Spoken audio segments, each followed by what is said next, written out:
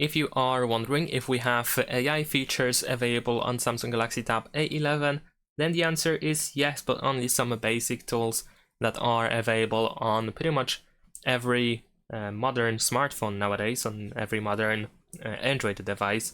For example, we have Circle to Search. So if you press and hold your finger on the home button or on the navigation handlebar, you should be able to activate this Google's overlay, the Circle to Search. There is of course Gemini as well.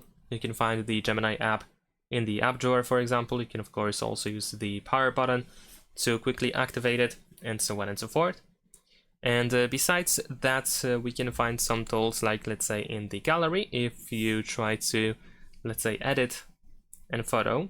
And if we're gonna go over here to these 4 circles, you can find Object Eraser, which is of course also an AI tool. So in this case, you can, for example, erase things from a photo quite easily. So some of these tools are available in here actually. You can also of course select the area again in order to try to fix imperfections. But there we go, this is how it looks like.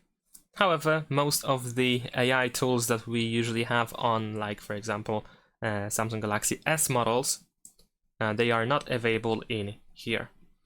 So that's pretty much it. Thanks for watching, leave a like and subscribe.